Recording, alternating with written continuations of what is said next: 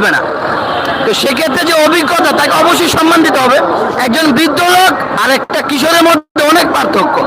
একজন বৃদ্ধ লোক যে সম্মানটা পাবে, একজন কিশোরের সাথে বৃদ্ধ লোক অবশ্যই সম্মান পাবে।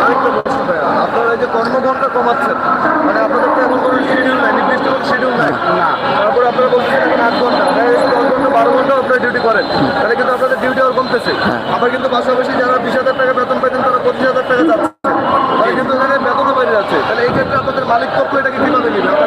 এটা মালিক পক্ষদের কাছে আমাদের বিনয়ের সাথে তাদেরকে বলতে চাই, হ্যাঁ, যে মালিক পক্ষ যদি আমাদের দিকে তাকায়, তাদের গাড়ি ন্যূনতম একটা নর্মালি যদি এক্সফিল্ডার কিনতে চান 18-22 থেকে 22 লাখ টাকা, হ্যাঁ, এটা এলিয়ন প্রিমিয়াম 35 থেকে 40 লাখ টাকা, হ্যাঁ, টয়টার যে গাড়িগুলি আছে, তো সেক্ষেত্রে বিবেচনা করেন 40 লক্ষ টাকার একটা গাড়ি আমি চালাই, অথচ আমার স্যালারি মাত্র 20,000 টাকা।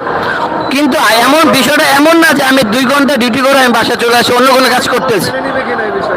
এটা মালিক পক্ষের কাছে আমাদের বিনীত অনুরোধ, আপনারা আমাদের দিকে তাকাবেন, হ্যাঁ, তাকালে অবশ্যই আমাদের সংসারটা আপনাদের কাজের উপরে দিয়ে চল। আমরা 24 ঘন্টায় আপনাদের ডিউটি করি। এমন অনেক সময় যায় রাত্রে 2টা-2:30 বাজে স্যাররা ফোন দেয়, হসপিটালে যেতে হয়, অথবা বাচ্চা অসুস্থ হয়ে গেছে, ম্যাডামের কোনো প্রবলেম হচ্ছে, সেক্ষেত্রে আমাদের রাত্রেও ছুটে চলে যেতে হয়।